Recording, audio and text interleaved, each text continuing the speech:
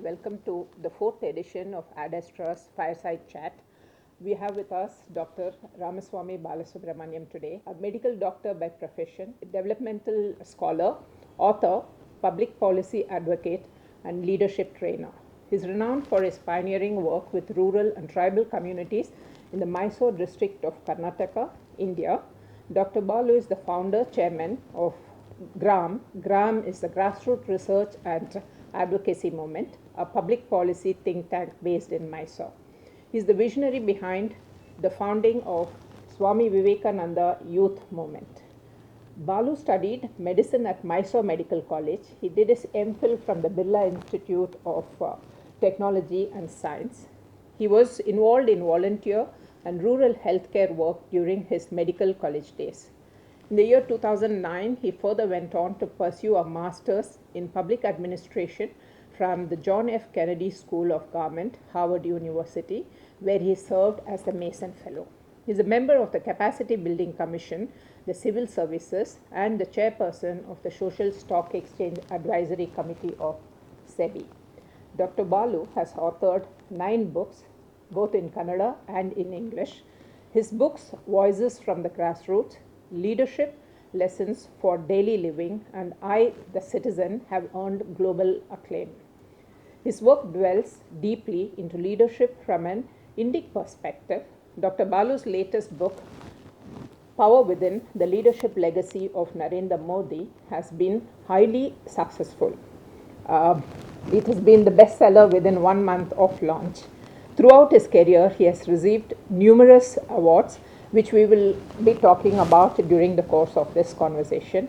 Dr. Balu, welcome to our chat. Thank you. Thank you for having me here. We are honored. Thank you.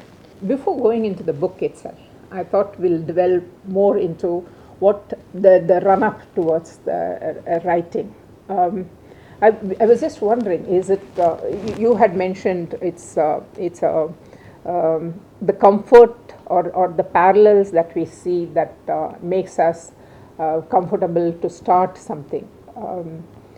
So I was just looking at you and our Prime Minister, and I was wondering, both of you all have done quite a bit of work in the grassroots level, inspired by Swami Vivekananda, traveled quite a bit. So was that the comfort level or the starting point to say, this is the person I'm choosing? Actually, it was not, it was by accident. I had done my last 12-13 years of work on researching into scriptural wisdom of India, especially trying to see if there's a I won't say a counter narrative, if there's a real narrative of leadership that can emanate from India and Indic thinking. Otherwise, mostly it's packages of westernized presentation to us. Especially with leadership. Again, because I think the West doesn't have the tools to analyze the thinking that emerges from civilizations like India. And because you don't have the toolkit, it's easy to just dismiss off saying that it's Indian natives, what do they know? And so we have all the tools to talk about this. They can articulate it better, they can use a lot of ways of presenting and packaging it. But in India, typically, our entire focus has been on scriptures as a means of spiritual enlightenment or trying to get yourself on the journey of spiritual path. It's hardly been seen as something that we can use as a guide for us to journey through life itself. So what we say Adhyatma and Vyavahara, we always try to package all this as Adhyatma and think that Vyavahara is only the other things, but it's not true. So when I started getting deep into research, I realized that there's so much that we can offer, from the Jataka tales, the Panchatantra, which look like stories, to the Upanishads or the Bhagavad Gita, or to the works of epics like Mahabharata and Ramayana. I found them loaded with lessons, powerful narratives which are even relevant to even today. And I thought there's no one single exemplar I can use to explain all this. There's so many diverse concepts. I was talking to one of my gurus, Swami Sureshanandaji was his name, it's the Ramakrishna order. He's now passed away. 12-13 years ago, I told him that, I've done so much of research, I'm still doing a lot of research, but I don't think I'll have one person to use as an exemplar to explain all this by. And I wrote a book, Leadership Lessons for Daily Living, at that time, using several people as exemplars. But in the course of the conversation, he told me, I don't have much knowledge about all this. I can talk to you about Advaita or talk to you about Shankara's Viveka Chudamani, but I can't talk all this.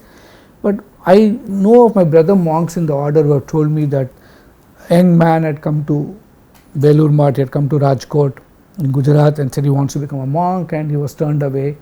And he said, you have got better thing, more higher callings for you to address, and so he ended up as Chief Minister of Gujarat now. I said, it's too far away, somewhere out there, so how could I even go and ask him or understand from him and learn from what is his leadership style, etc. So I just gave up. So you didn't know him in person at that point? And I just thought this is not going to happen. But 3 years ago, when the call came from his office asking if I'd be willing to join as the member of the Capacity Building Commission, at that time I knew that this commission reports to him, but we didn't know what is the intensity of interactions. And so when I started understanding his work, his way of thinking, and when you report to him, when you explain things to him, etc., and the way he grasps it, it also gave me access to senior people who work with him, his cabinet colleagues, his very senior bureaucrats around him. And I thought, here is a person who possibly exemplifies a lot of what I discovered. Maybe it's a story to be told. And so that is when I felt that this is something, and in today's world, there's something very practical to it also. Anytime we talk of the past, we can say Yudhishthira was like that, Arjuna was like this. It's all out in the past. Or Gandhi lived this life, or Ambedkar lived like this. They're all people of the past whom we put on a pedestal, and we Indians have an unusual knack. If you don't want to live that life, put them on a pedestal, worship them, celebrate Jayantis and forget it. Say Vivekananda Jayanti and Gandhi Jayanti and stuff like that. But the real Jayanti is in celebrating them every moment of life, living their message. And I thought if I bring a flesh and blood example, which I am seeing, and I can authentically write, and with a lot of, I would possibly have more credibility to write because I am observing him, and then write about it. It also makes it possible for people to say, I can emulate this. Now look at his life, from selling tea on the platform of the railway station to the highest office of the land. They are not easy. The barriers to entry are enormous. Negotiating it, keeping consistently the same vision of building a great country throughout the 50 years that I researched of his life, that's a story to be told, and I thought this is something I should use as an exemplar for my book itself. It becomes a live example. Yes, and people can relate to it, and it gives hope. I can also be like that, I can also do that. As I was telling you, we run a recruitment and an executive search firm, and we get to meet up with a lot of candidates when we are doing a CXO level position, and some of them from this quote unquote the best of the institutions. And when you're sitting in front of few of them, and you start wondering what is it that this person has gained, like the difference between theory and practicals. But then you have people like this who come from grassroots level without the so-called quote unquote formal education, or what you call Ivy League studies. But you see so much that these people can deliver, and we have many examples of school, college dropouts in the corporate world and in the political world across the globe.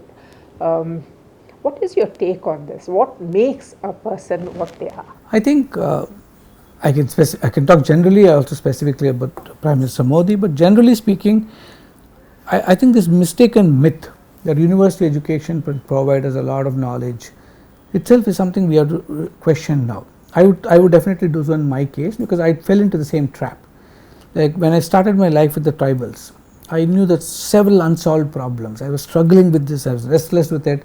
I couldn't find answers, and because of all my life was in Bangalore, so I never even seen an Indian village in my life till I went into this tribal area. Coming from that background, everything is new, everything is a challenge, and you expect a university degree to help you unpack it, right? And so I fell into the same trap. I did a program in public health, then I went and did MPhil in Pilani, then I went to Harvard. I quickly realized that education gives you a pretense of competence. Education makes you believe you are getting more and more competent, but the real leadership is not about competence. Leadership is learning how to operate from zones of incompetence, which only the university called life can teach you. The uncertainties of life and the way you can build a resilient internal structure to respond to the challenges of life is something no university can teach you. And people like Narendra Modi, with his enormous experience, and especially if you look at an RSS Pracharak today,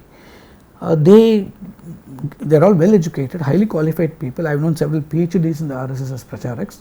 They give up mainstream careers or life, as we call it, live a life dedicated to India and its growth and welfare, and citizens of India are actually becoming better and better in their lives.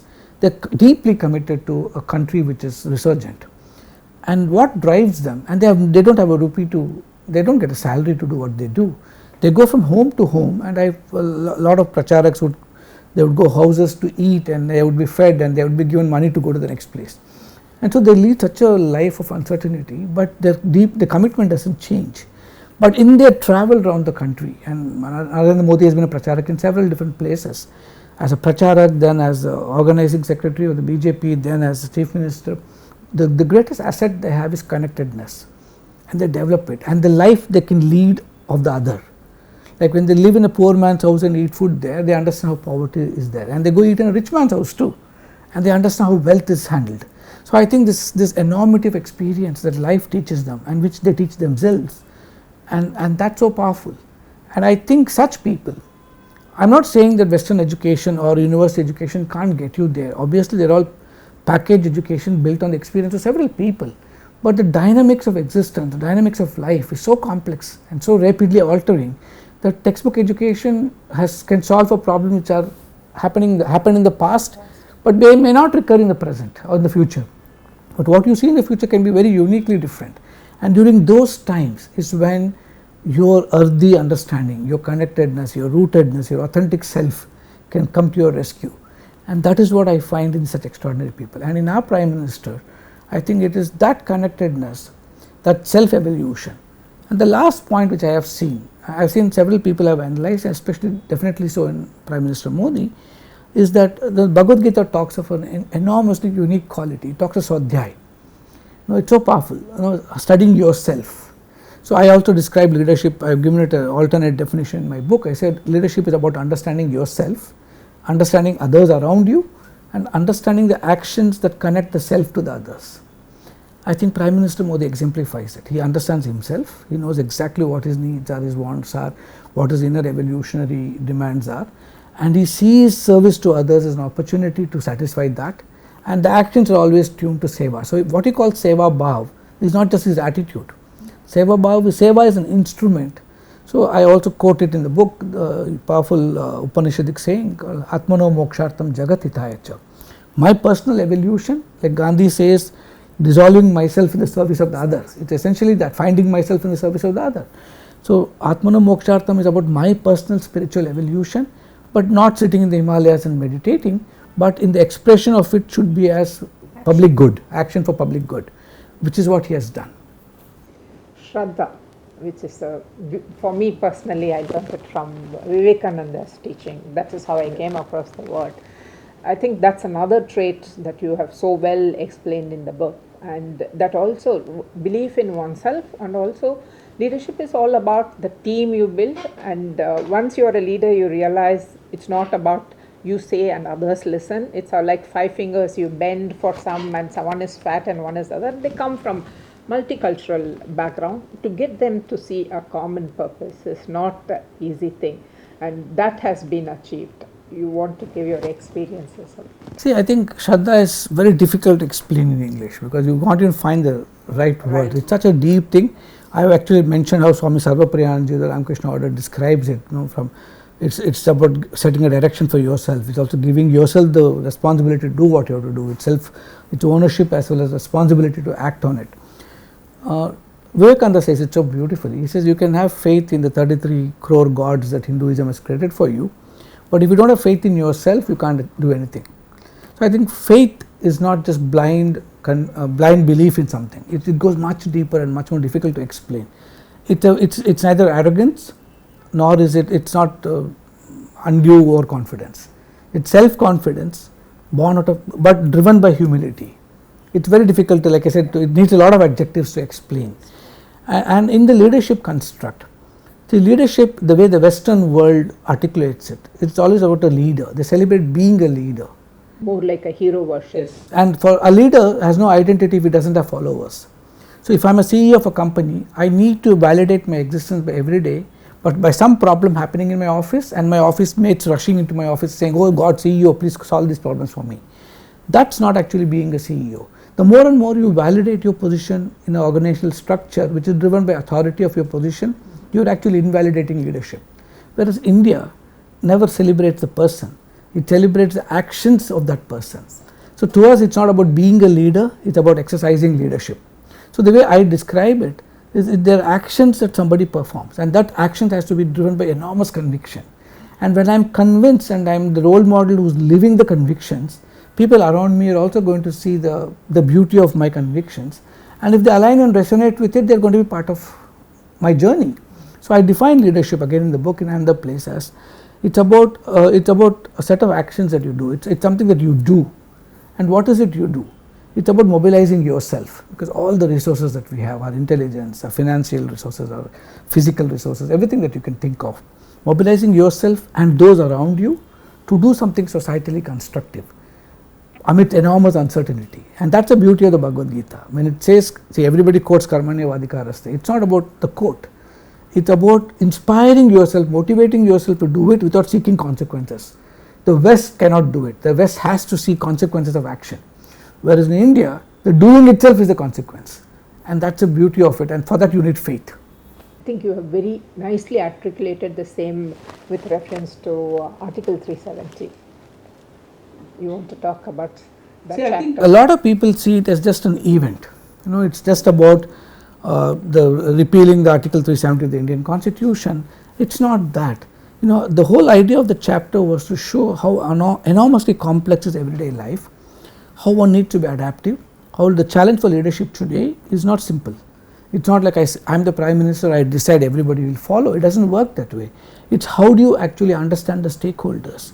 How do you understand the perspectives of stakeholders? Everybody's got different perspectives. When I was doing my research, I realized there's something 80 to 100 families in Kashmir who have a deep stake in status quo. And so for them, though whatever they speak on the outside, it's not about the welfare of the ordinary Kashmiri. But the ordinary Kashmiri has got his own reason to be what he is. There are also the insecurities that religion had brought in, or people had created the myth and the myth of such a wonderful place like Kashmir where it was intoxicated with religion. And somebody created those myths. So every stakeholder had a reason to do what he was doing in his own way, justified or unjustified, that's beside the point, but they were doing it.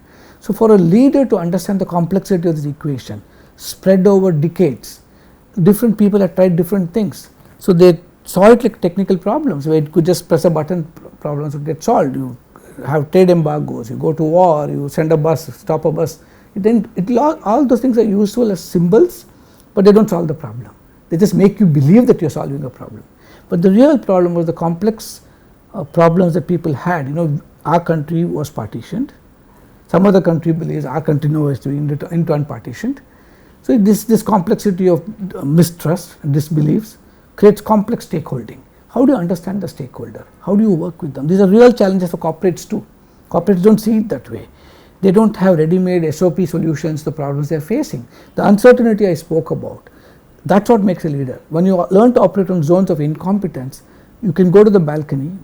I talk about how the helicopter view of standing out there, the observer's response, like the Ramana Maharshi describes being an observer for yourself.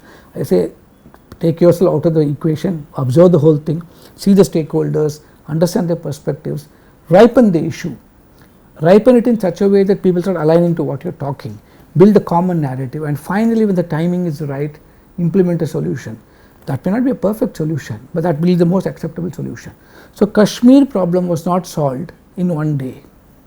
At least as far as I can see Narendra Modi's life and the research I did about him, it started from possibly started much before he actually got so deeply committed to the Ekta Yatra. He was passionate, saying that even if I get shot when I am unfurling the national flag, I think it's my duty, I will go do it. Actually going and doing it, sending a message out, but constantly understanding the problem, understanding different stakeholders, and when the situation was ripe, ripening it all the time, when it was perfectly ripe, solving it. But the narrative we created is not about repealing the Article 370. That's what most people think. His mandate, and I write about it, he said inclusive society, everybody should develop and there should be peace and harmony.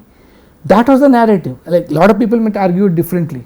Article 370 was an instrument of the change, and today we have a unified Kashmir, feeling as part of the country, really embracing the economic unification. It will take some time for the political cultural unification to happen. Now elections are called for, maybe political unification will also happen.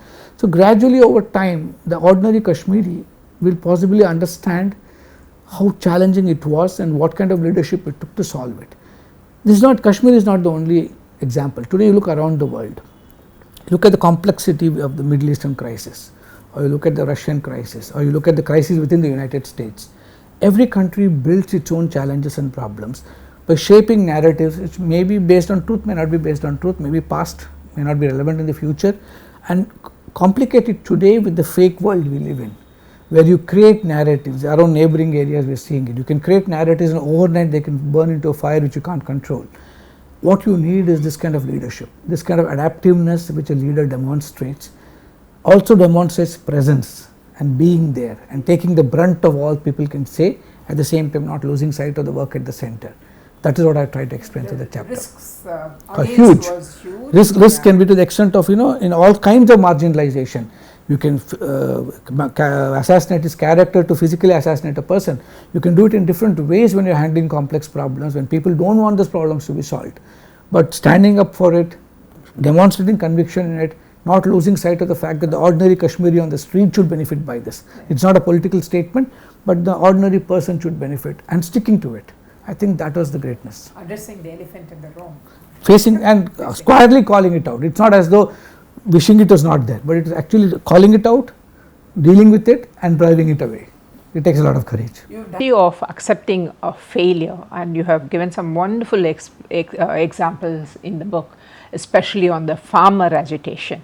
Would you want to talk about that? See, I think I feel that humility is an integral part of leadership.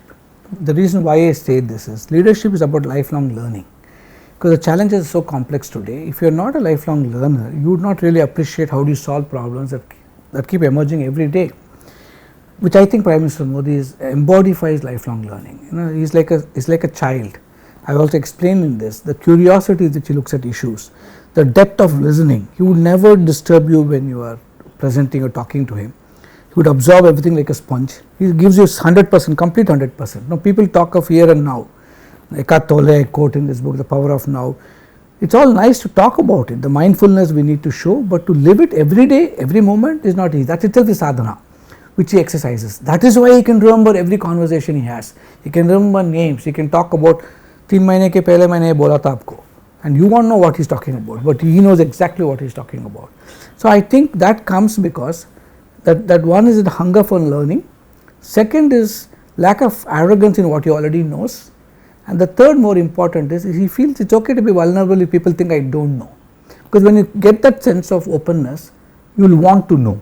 See, self-doubt is not an important feeling. Self-doubt in a very enlightened way is the hunger to seek to fulfill that doubt and get information for it.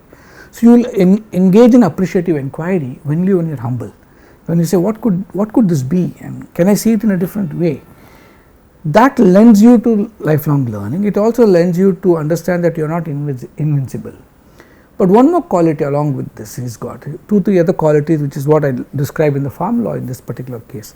The Bhagavad Gita talks of 2 things. It talks one about samatvam, the balance, the equipoise, and ekatvam, the sense of interconnectedness, the Advaitic sense of oneness with everybody and everything.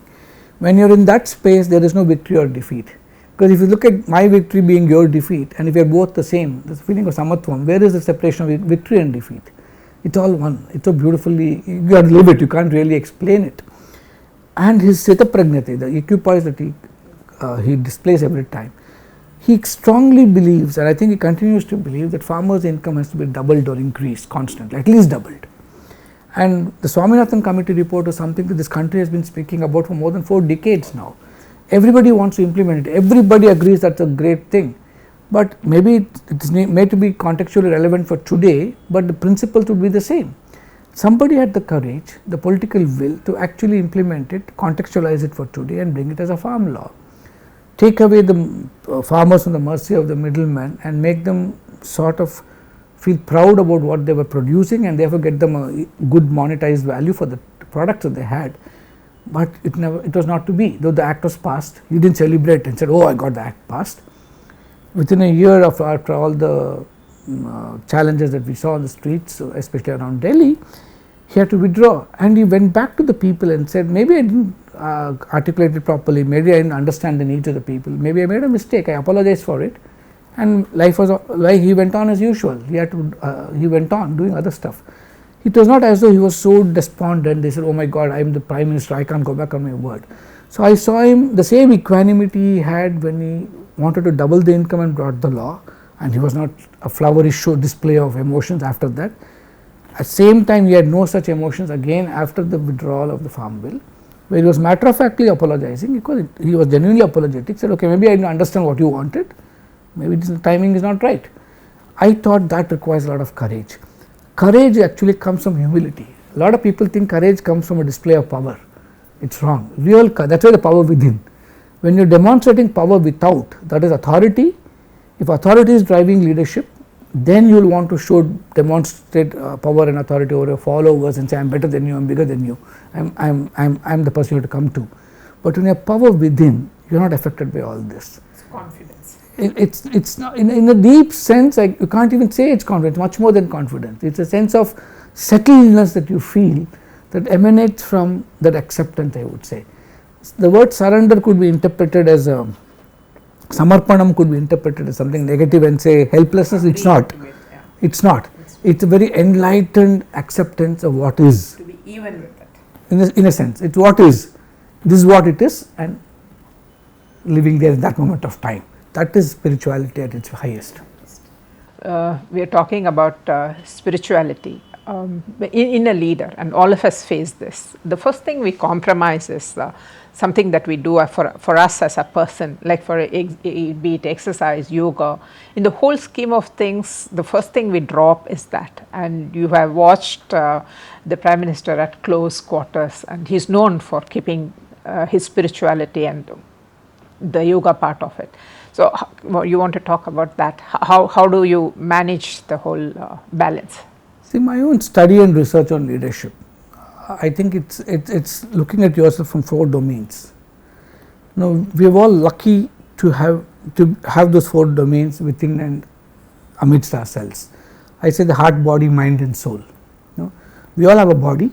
So physically we have been endowed with the opportunity for us to express our work through this body, and we got to keep it well. It's a temple in which resides an enormous power within you can call it divinity, spirituality, whatever it is, the spirit. But the body is a tool or the vehicle through which you can get to do good. If your body is not good, you can't do it. So what you eat. So 3 things I say: the input you put into this body, the output that you get out of it, and the rest that you can give. So all 3 are important. The food we eat, the water we drink, the air we breathe are critical. The exercise we do. Today's science explains the endorphins and oxytocin release and all that, but it's very clear. Similarly, the heart. All of us say love, but true love is non-transactional. True love is non-judgmental. So can you really give that kind of love to everything around you? And that's what Indian scriptures talk about, right? Accept for what it is. Everything for what they are, without any judgment. And the same kind of love. I love my son more than I love somebody else's son. Those things, that's the way we end up becoming. That is transactional. But being non-transactional in your relationships, just giving yourself completely to the other. So what input you give, the positive thoughts we have, the satsang that we keep, the sadvichar that we have, to the good that we do. So can we give of yourself, and selfish, the real action which is selfless is what can bring in true love also. Vivekananda says this. So he says selflessness is enormous virtue, selfishness is sin, he says, but people don't have the patience to practice selflessness.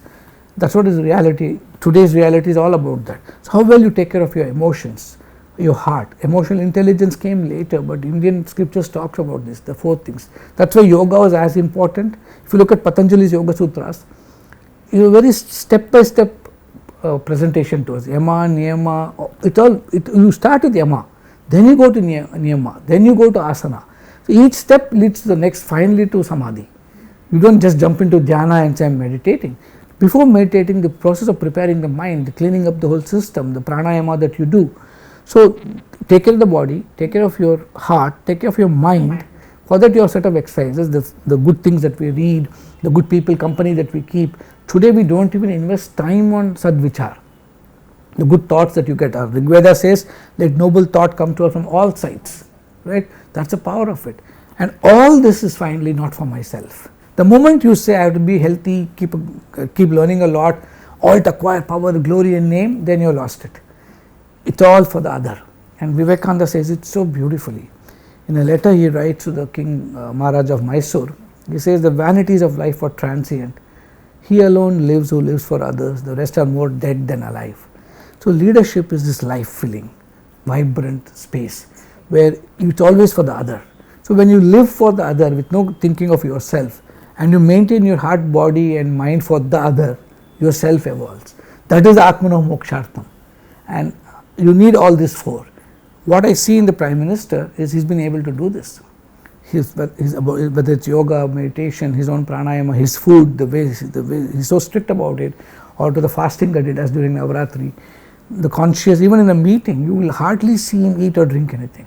At most he may sip water, warm water or a little lime juice. Actually, I have not seen him in all the meetings I have had with him. So I believe that the care of this body as a tool, as an instrument to be used for doing good to the other, then you see it in a different space altogether. And I think that's why leadership really demands how well we take care of all these four. You mentioned about Swami Vivekananda. He in fact said, one of the main things that I remember and I follow, see God in the poor and the needy. That is Narayana Bhava. It's so important for all of us. We're talking about Ramana Maharishi. Ramana Maharishi said, the one question what any of us should ask ourselves is, who am I? You've done so much research, you've lived with the Prime Minister to write this book, met so many of the people who have been in and around. According to you, who is the person? The person, Prime Minister Modi, I think is a very compassionate, humble, humane person, and who understands his dharma. See, leadership is about differentiating role from self. Today he is playing the role of a Prime Minister, maybe he played the role of a Chief Minister earlier, maybe of a Pracharak. The dharma of the role he has to do. If he has to be a politician, it's a dharma to it. If he has to be a Prime Minister, there's a dharma to it. As a politician, he has to get votes, win elections. As a Prime Minister, he has to run this country, be a statesman, and he's a Prime Minister for everybody. It doesn't matter whether somebody voted for him or didn't vote for him. I find that in him.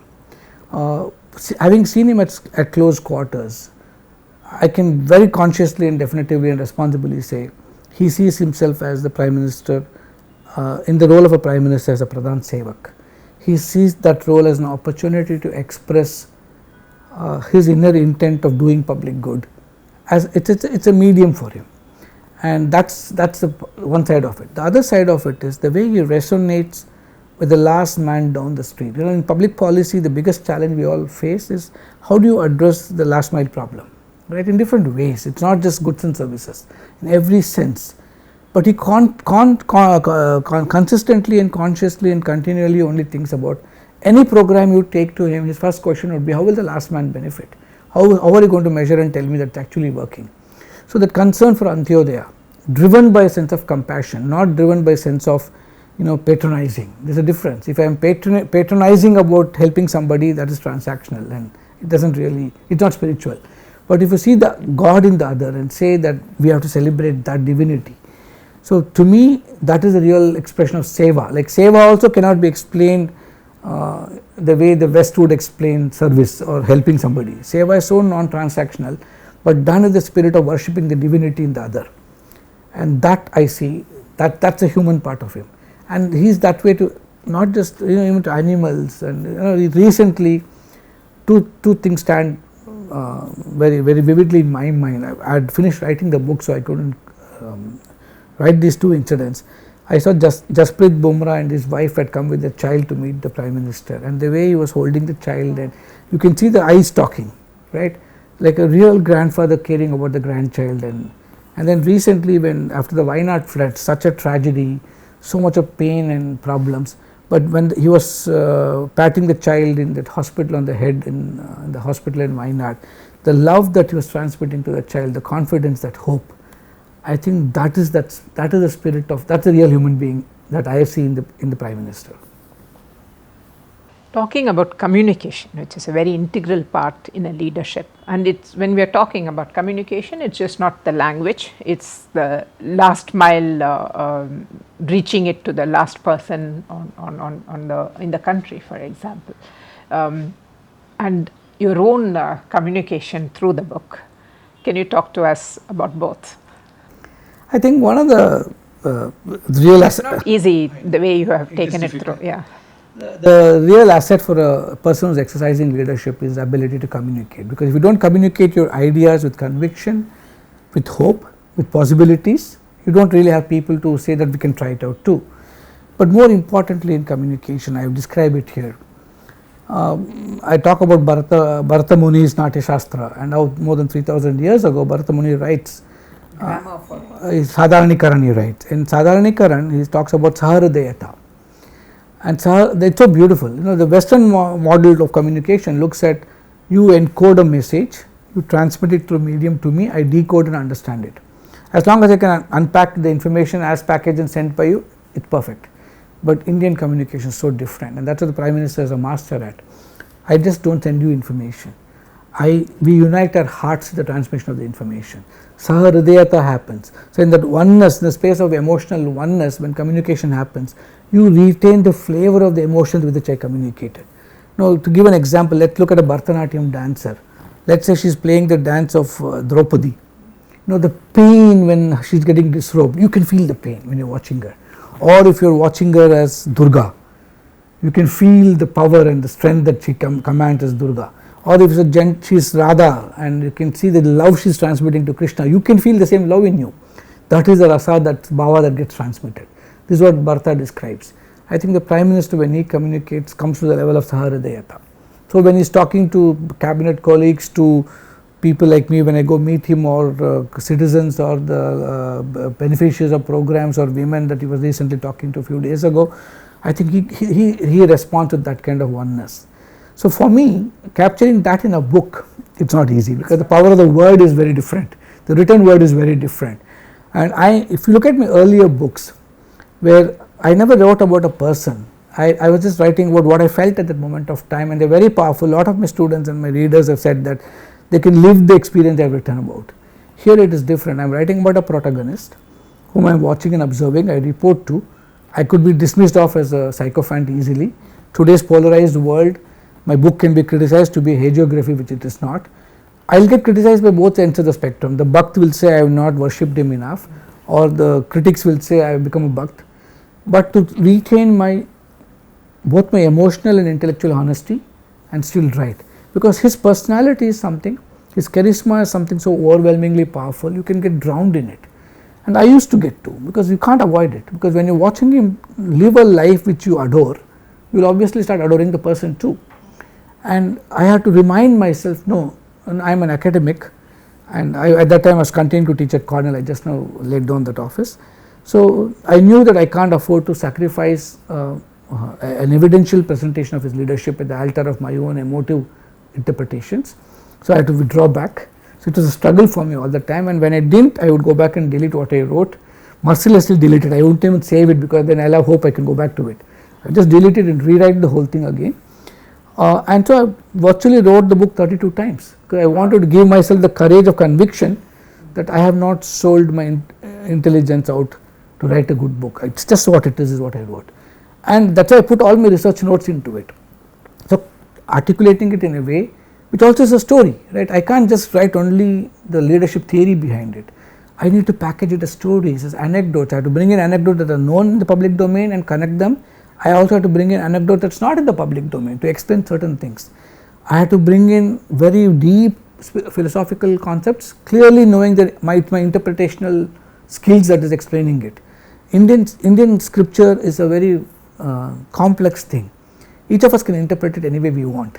I keep giving this example, Bhagavad Gita, which is considered a fundamental treatise for all of us. Adi Shankara interprets it and writes a bhashyas on it, very Advaitic.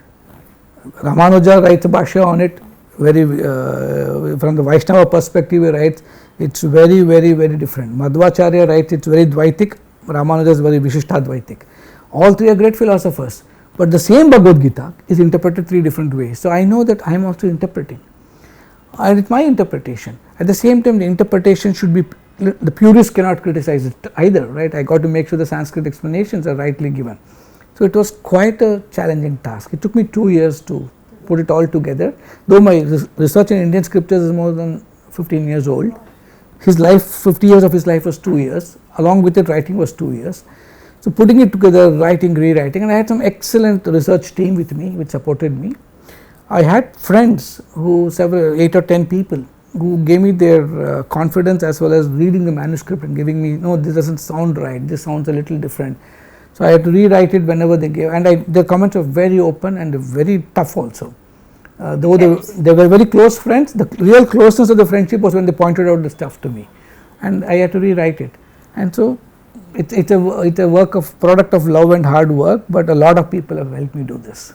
But very beautifully sequenced and put together. The preface sets the foundation, because it's very important to understand. One, if I read the book, I take what I want from the book, but to get into your shoes and see from where you have written helps to understand the book in the real perspective in which it has been written. It can be read by a student, it can be read by a corporate leader, it can be read by a policy leader, public leader, by a farmer, and it's also a toolkit, it's a practitioner toolkit, as much as it is an academic work.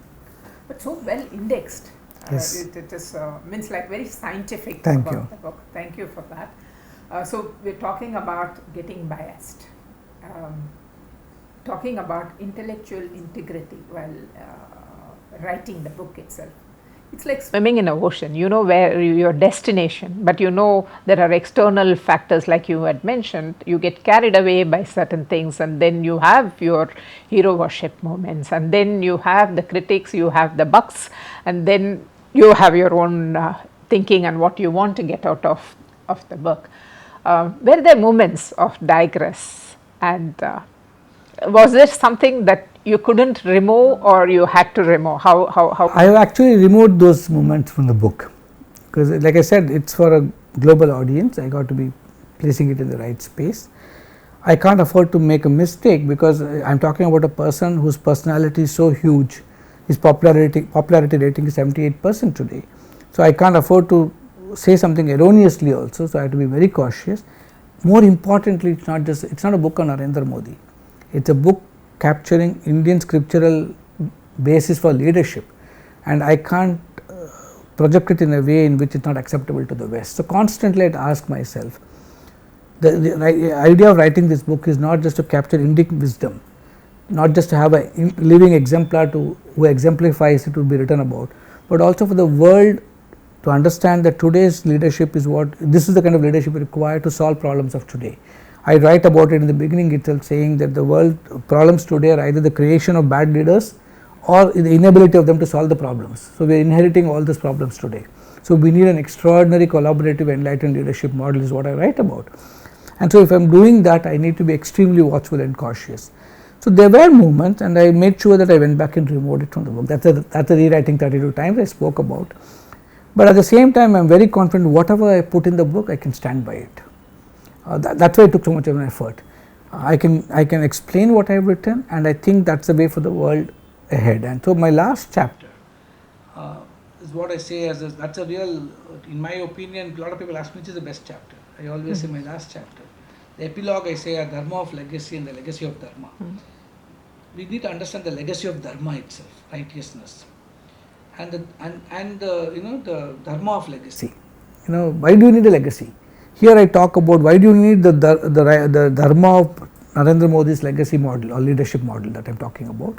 At the same time, what is the Dharma of legacy itself, right? And we got to understand it, and how it can solve today's problems, and that's how I end the book. So much research has gone into it, and I'm sure you wouldn't have been able to get all that you want into the book. 20 books in one. Yeah. So are you planning a sequel? No. Thomas Carlyle, the great writer, author, historian, says writing a book is like getting possessed by a demon. When it possesses you, you want the demon out of you, and you want to rid yourself of the demon. And the only way to do it is to finish the book. And after that, you tell yourself, no more can this demon possess me. But then after some time, you want the demon to come back and possess you to write another book. So I don't know, but every conversation of the Prime Minister is a book by itself. So I would like to put all the conversations I had with him into another book, maybe. A different kind of a book. I don't know when it will happen. We got our answer. Okay, by popular demand. So this is a global audience that it goes to, and one thing that they've been asking me is to do a rapid fire thing. So I have 10 questions. If you're okay with that, I'll shoot it out. The first one is one book every leader should read. I would say Bhagavad Gita if it's only one. If it's two, I'll say Patanjali's Yoga Sutras and Bhagavad Gita. Thank you. The best piece of leadership advice you have ever received? Don't believe in your competence, learn to trust your incompetence too. A leader, past or present, you admire the most? Swami Vivekananda. That was a no-brainer. One leadership quality you think is often underrated? Humility. A daily habit that helps you stay focused and effective? Meditation. If you could implement one change in how leadership is taught, what would it be? Stop talking about being a leader. Start telling people how to exercise leadership. Your go-to strategy for dealing with stress?